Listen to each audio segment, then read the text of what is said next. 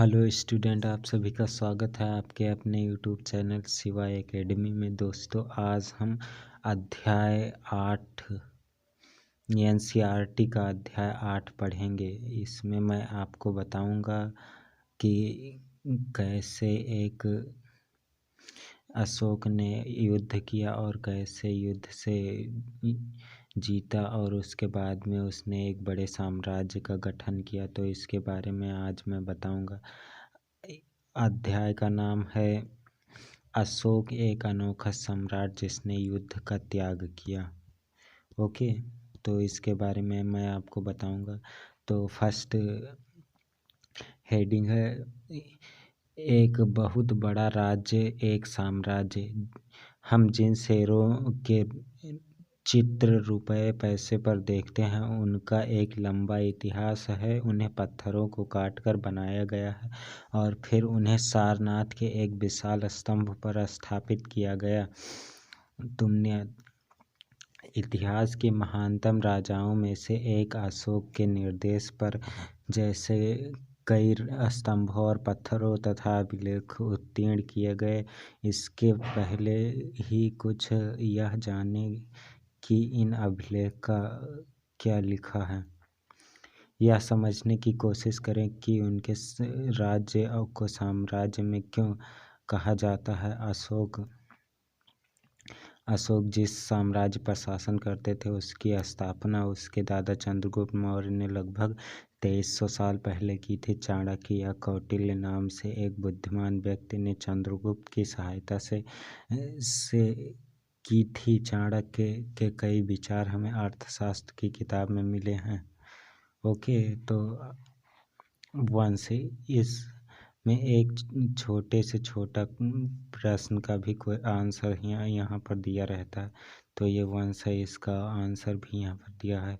जब एक ही परिवार के कई सदस्य एक के बाद एक राजा बनते हैं तो उन्हें एक ही वंश का कहा जाता है। मौर्य वंश में 3 महत्वपूर्ण राजा हुए, चंद्रगुप्त, उसका बेटा बिंबिसार और बिंबिसार का पुत्र अशोक। ओके, आगे देखते हैं। साम्राज्य में बहुत से नगर थे। इनमें साम्राज्य की राजधानी पाटलिपुत्र, उज्जैन से तक्षशिला जैसे नगर प्रमुख थे। तक्षशिला उत्तर पश्चिम की और मध्य के तरफ के लिए आने जाने का मार्ग था। दूसरी तरफ उज्जैन नगरी भारत के उत्तर दक्षिणी भारत जाने के रास्ते में पड़ता था। शायद नगरों में व्यापारी, सरकारी अधिकारी और शिल्पकार रहा करते थे। साम्राज्य के बहुत बड़े क्षेत्र में किसानों और पशुपालकों के गांव बसे हुए थे। मध्य भारत जैसे इलाकों में ज़्यादातर हिस्सा जंगलों से भरा हुआ था। वहां पर लोग फल फूल का संग्रहण और जानवरों का शिकार करके जीविका चलाते थे। साम्राज्य के अलग अलग इलाकों में लोग भिन्न भिन्न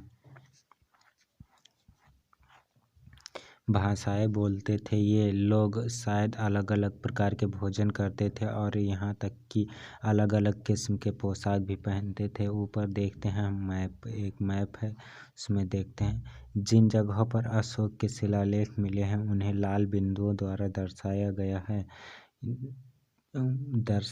है जहाँ अशोक के अभिलेख मिले हैं। भारत के कौन कौन से राज्य में मौर्य साम्राज्य बाहर थे। तो ये देखो यहाँ पर मिले हैं। ये लंपक है, कांधार, मनोसहरा, साहबगंज, गढ़ी, तक्षशिला, ये तो उसका मेन ही था। टोपरा, बहापुर, दिल्ली, कलसी, मेरठ, लुम्बिनी, सारनाथ, इसमें लगभग दिए हुए हैं।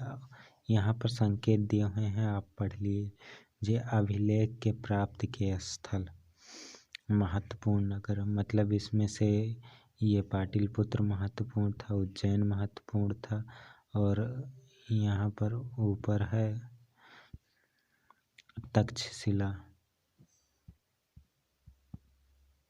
ये तक्षशिला महत्वपूर्ण है, ये उज्जैन महत्वपूर्ण है, पाटलिपुत्र ओके, ये तो नगर थे। और अभिलेख की प्राप्ति के स्थल, यहाँ भी अभिलेख प्राप्त हुए हैं।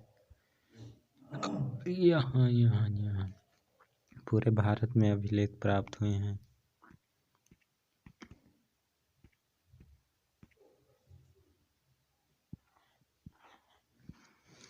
राज्य साम्राज्य से कैसे भिन्न है? चूँकि साम्राज्य बड़े राज्यों में बड़े होते थे और उनकी रक्षा के लिए बड़ी बड़ी सेनाओं की ज़रूरत थी, इसलिए सम्राटों को राजाओं की तुलना में ज़्यादा संसाधनों की ज़रूरत होती थी।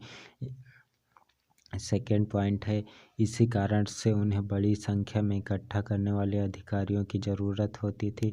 साम्राज्य का प्रशासन, चूँकि मौर्य साम्राज्य बहुत बड़ा था, इसलिए अलग अलग हिस्सों पर अलग अलग ढंग के शासन किया जाता था। पाटलिपुत्र और उसके आसपास के इलाकों पर सम्राट का सीधा नियंत्रण था। इसका मतलब यह हुआ कि इस इलाके के गांवों और शहरों में किसानों, पशुपालकों, शिल्पकारों, व्यापारियों से इकट्ठा करने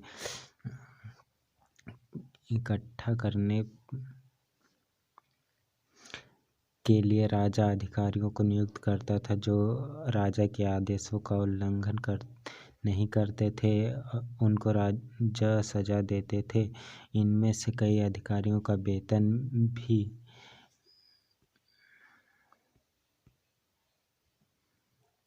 दिया जाता था। संदेशवाहक एक जगह से दूसरी जगह घूमते रहते थे और राजा के जासूस अधिकारियों के कार्यकलाप पर नज़र रखते थे। इस सब के ऊपर सम्राट था, जो राज परिवार और वरिष्ठ मंत्रियों की सहायता से सब के ऊपर नियंत्रण रखता था। मौर्य साम्राज्य के भीतर कई छोटे क्षेत्र या प्रांत थे। इन पर तक्षशिला या उज्जैन जैसे प्रांतीय राजधानियों के शासन किया जाता था। कुछ हद तक पाटलिपुत्र से इन क्षेत्रों पर नियंत्रण रखा जाता था और अक्सर राजकुमारों को यहाँ पर राज्यपाल, गवर्नर बना दिया जाता था। लेकिन ऐसा लगता है कि इन जगहों पर स्थानीय परंपराओं और नियमों को नहीं माना जाता था। प्रादेशिक केंद्रों के बीच विस्तृत क्षेत्र थे। इनके इलाके में मौर्य शासक सिर्फ मार्ग और नदियों का नियंत्रण रखने की कोशिश करते थे, जो कि आवागमन के लिए महत्वपूर्ण थे।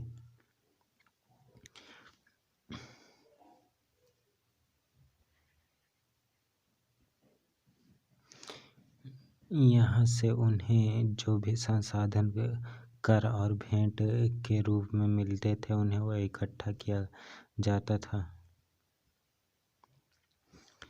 उदाहरण के लिए अर्थशास्त्र में लिखा है कि उत्तर पश्चिम कंबल और दक्षिण भारत सोने की कीमती वस्तुओं के लिए प्रसिद्ध है।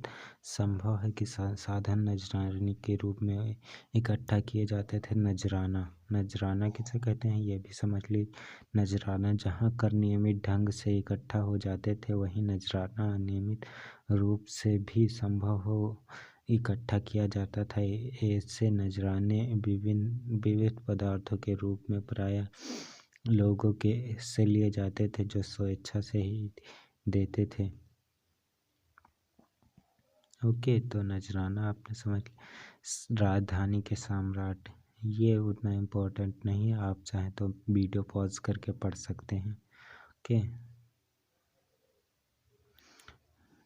और अंत में जंगल इसके इलाके आते थे। यहाँ रहने वाले लोग काफ़ी हद तक स्वतंत्र थे। उनमें यह उम्मीद की जाती थी कि वह मौर्य पदाधिकारियों को हाथी, लकड़ी, मध और मोम जैसी चीज़ें लाकर दे। अशोक एक अनोखा सम्राट। अशोक मौर्य वंश का सबसे प्रसिद्ध शासक थे। वह ऐसे पहले शासक थे जिन्होंने अभिलेखों द्वारा जनता तक अपना संदेश पहुंचाने की कोशिश की। अशोक के ज़्यादातर अभिलेख प्राकृत भाषा और ब्राह्मी लिपि में हैं।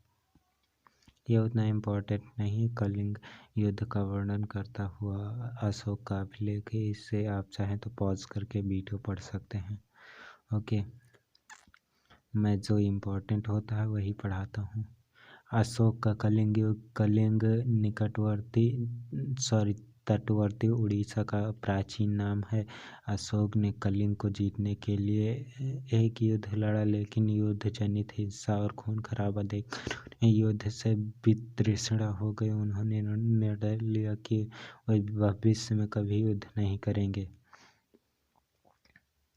अशोक का धम्म क्या था? अशोक ने धम्म में किसी देवता की पूजा अथवा किसी कर्मकांड की आवश्यकता नहीं थी। उन्हें लगता था कि जैसे पिता अपने बच्चों को अच्छे व्यवहार और शिक्षा देते हैं, वैसे ही उनका भी कर्तव्य था कि वह अपनी प्रजा को निर्देश दे कि वह बुद्ध के उपदेशों से प्रेरित थे।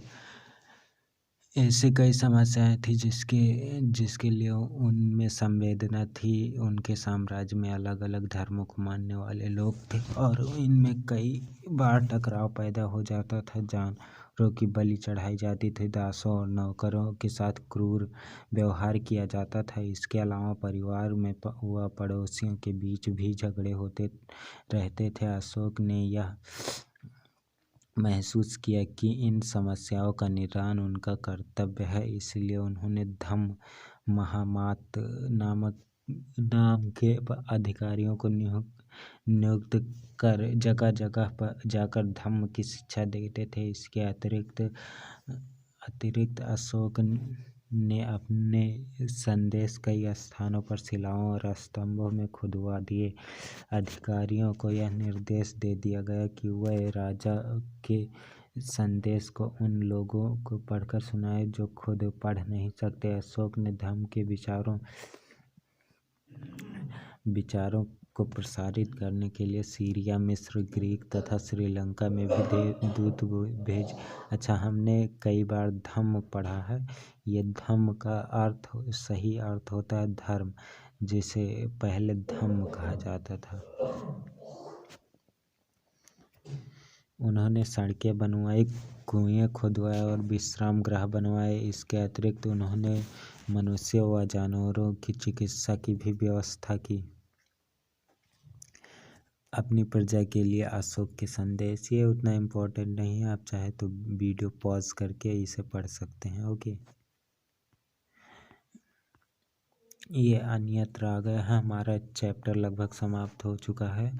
अन्यत्र पढ़ लेते हैं। अन्यत्र में कुछ महत्वपूर्ण रहता है।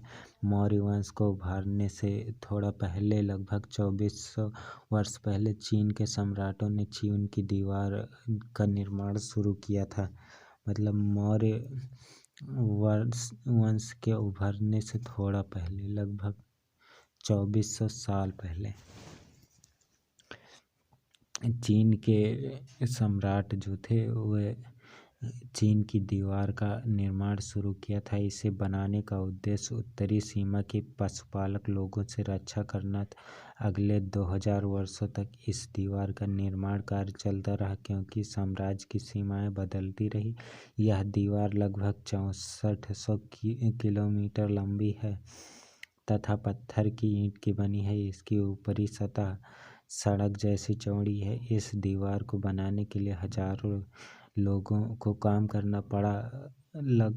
हर 100-200 मीटर की दूरी पर इस पर निगरानी के लिए बुर्ज बने हुए हैं।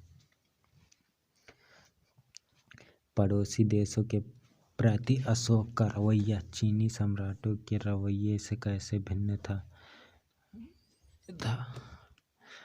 मतलब चीन के लोग बहुत ही, जैसे इस वक्त पे हमारे वो हैं चीन के राष्ट्रपति, वैसे ही हैं थे पहले के भी लोग। ओके, इसमें से कुछ उपयोगी शब्द हैं जो आप पढ़ सकते हैं। साम्राज्य, राजधानी, अधिकारी, संदेशवाहक, प्रांत, धम्म। ओके, धम्म का अर्थ होता है धर्म। ओके, ये आप याद रखना। ओके, तो ये चैप्टर समाप्त हो गया है और इसमें एक महत्वपूर्ण चीज थे। मौर्य साम्राज्य की शुरुआत 2300 साल पहले हुई थी और चीन की दीवार की शुरुआत 2400 साल पहले हुई थी। ये आप याद रखना। ओके, तो अगला चैप्टर मैं जल्द ही आपको प्रोवाइड कर दूंगा। और अगर आपने हमारे चैनल को सब्सक्राइब नहीं किया है तो प्लीज़ सब्सक्राइब कर लीजिए और साथ में जो बेल आइकन है उसे भी प्रेस कर देना ताकि हमारी आने वाली वीडियो आप तक जल्द ही पहुंच सके। Thank you.